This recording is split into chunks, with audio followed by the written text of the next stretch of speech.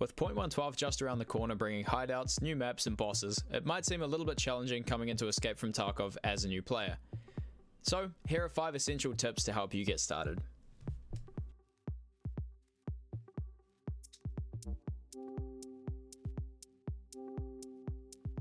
Now, if you click into your trader screen, you're going to have Prepper, Therapist, Fence, Skier, Peacekeeper, Mechanic, and Ragman.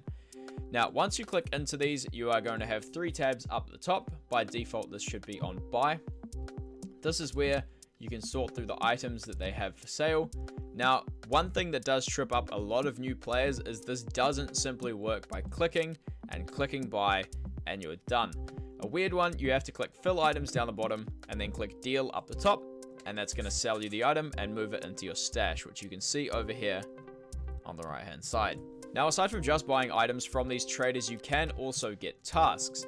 Tasks are found in the 3rd tab up in the top left corner over here, and all you're going to need to do is find these tasks, and they will have a little accept button down the bottom. Now, you can see here I have 1 completed task, so I'm going to turn it in, and on completion, you'll see I have these awards down the bottom here, so I get a trader rep, which is very, very important for unlocking the different tiers of stuff to buy from them.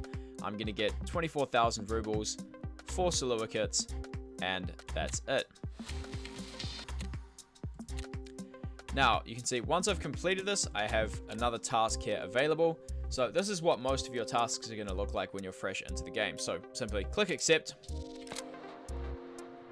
and it's going to give you the objectives that you need to complete for this. Complete them, you'll get the rewards, and you will, in some cases, unlock new items to buy.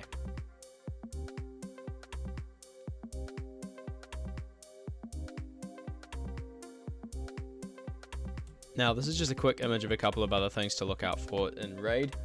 This is all of the quest items that you're going to need to hand in, especially the ones that have Find in Raid tagged against them in your quests. So these are important ones to keep an eye out for as you're going through your different runs in Tarkov. There's also going to be a link to this in the description down below, so if you want to check this out in a little bit more detail, especially for the keys, it's a bit hard to see on this screen. So just jump into the description and check that out. Now, for bringing things out of Raid, this is a kind of damage and usefulness ranking here, not necessarily based on price completely. The RSAS is a bit of an exception. You're going to want to take this out of pretty much every raid you find it in, as it is very, very expensive. The SVD also, and the AS Val. Alright, tip number 4 is exfils. You have to leave raids in Tarkov to be able to take gear out, with the exception of using your alpha, beta, gamma, or epsilon containers. Now, with these ones here, even if you die, you're allowed to bring things back out of raid, so it's really good to store things like keys and other important items in here. However, regularly leaving raid requires you to go out and exfil. So the general rule is you are going to exfil on the opposite side of the map to where you spawn. There are some exceptions with this, especially on maps like labs. Typically what's going to end up happening is you will either spawn over this side here by what's called Big Red. So you have to do a couple of quests in here. So you'll often spawn either over here, over in this area here, or you'll spawn, sorry, not up there, you'll spawn in the back area, which is now in behind dorms. There's now a new area stuck around there. So in either of these sides over here, your 2 exfils that you're going to have are going to be Crossroads, Trailer Park, which you just run into that corner of the map. It's pretty easy to find because you'll see the big bridge when you run down in this direction. Construction site's very, very easy to find as well for reference. So you can have RUAF Roadblock and Smuggler's Boat as well, which are only temporary ones. They're not always there, but these 2 up the back are always going to be there. So you can just run to that kind of corner of the map, run to this corner of the map, and you'll find your exfil very, very easily. This is the big trains as well that's running across the front. Now, for Smuggler's Boat, you can tell if this one's up. There'll be a little campfire lit right down by the water there. You just go and stand by the campfire. Make sure you don't stand in it. It will deal you damage over time. RUAF Roadblock is right behind the big tank. If you walk right up to the wall there, it will start extracting you. You can also tell if the light's on, but it can be a little bit buggy sometimes. Now, alternately, if you spawn over this side and you need to exfil over here, the main one that's pretty much always open is ZB 1011. This one here is a little tunnel that goes underground. I'll show you guys a clip of that now. So that one is pretty much always open. Old gas station is sometimes open.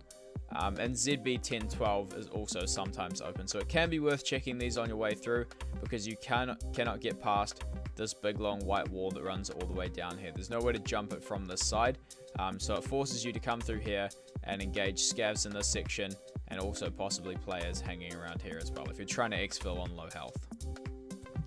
Now, a very similar principle applies to Shoreline. If you spawn on one side of the map, you are going to be exfilling from the other.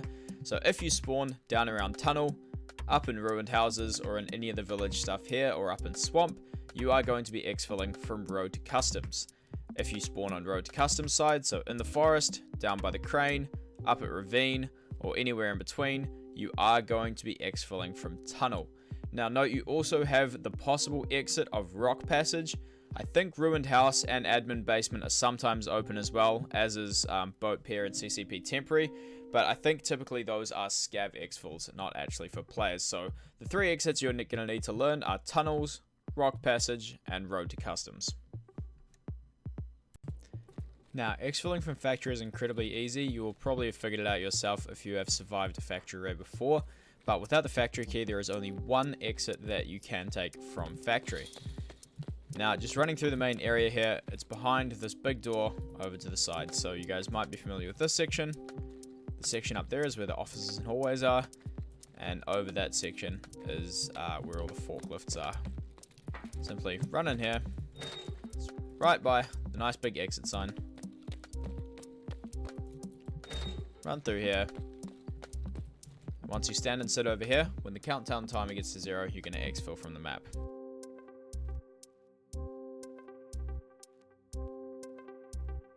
You might see some higher level players running around in raid with decked M4s, all the armor you can dream of, but you definitely do not need this level of gear to do well in Escape from Tarkov. Using the more efficient kits can save you money in game and allow you to save up for better items and also more expensive loadouts in the future. However, to stand a chance, having a good kit is essential. Now, gear setups in Tarkov come down to a few core components. For each kit, you'll be wanting to have a gun, armor, rig, backpack, ammo, and also meds.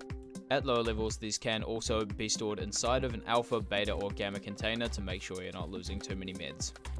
To get all of the main components for these gear setups, I would recommend trying to run guns that you find on scavs and other players at first, prioritizing 5.56 AK variants, the Vepr Hunter, SKSs, and the ADAR. These can all be found on scavs around the different maps and are controllable while still outputting quite a good amount of damage. However, if you do not actually have any of these guns, you haven't pulled any out of raid, you can still buy all of them from the traders at level 2. To give you an idea of some basic kits, here are a few that I've put together. All of the following kits are based around having a 6B armored rig to carry both your meds and ammo, and also acting as your armored rig for your body, but these can be substituted for any of the rigs you find on scavs and an armored vest if you want to do that as well. First up, we have the ADAR. You guys may be pretty familiar with this if you've watched any of Deadly Slobber's videos on really cheap kits to do. So either put a 2.5 time prism sight on the top if you're going to be on longer range maps, or you can just slap a PKO6 sight on it if you're going to be up close. The ADAR excels at mid to long range maps such as Interchange, Customs, and Shoreline. This is a lot easier to take out scavs having the prism sight on. The PKO6 would more be if you're going to be using this on factory, and I would almost just recommend using iron sights if you're going to be doing that instead. Second up is the AK-74M.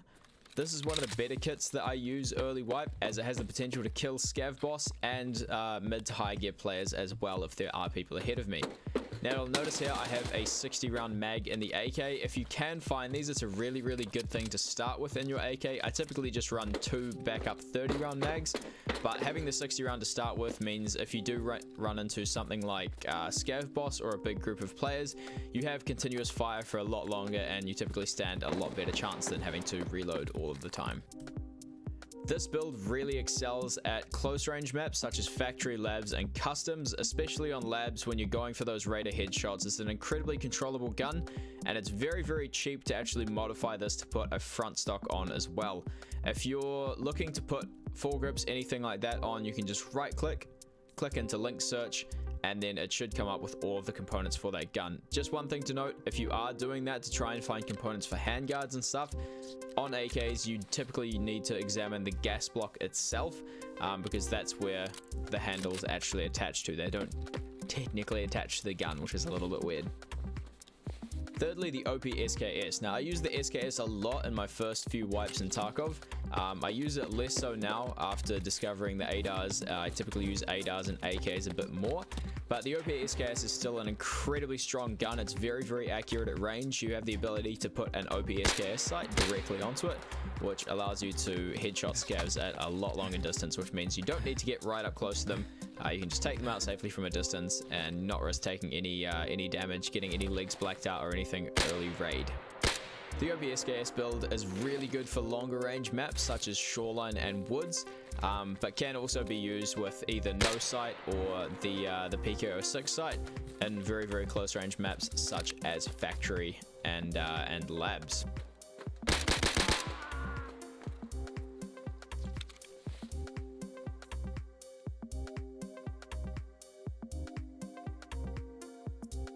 Now, you may have seen from before when I was using the ADAR and also the OP SKS, mainly what I've been aiming for, especially on scavs, has been headshots. Now, the reason for this in Tarkov is any ammo will one-tap you to the head, no matter what you have on, providing there's no armor in between. If you're wearing a helmet, your face is still a hitbox, so if you do not have a face shield specifically on, any bullet will one-tap you. So for this reason, it's very, very good to get good at aiming for the head and just click their heads, bro. Alright guys, thanks for hanging around to the end. If you did enjoy this, make sure to comment and subscribe. If you have any further questions, feel free to drop by the live stream as well. Links will be in the description down below. And I'm going to be putting up some videos in the near future running over all of the different maps on Tarkov, as well as some of the more advanced combat mechanics. If that's something you're interested in, make sure to sub to find me in the future.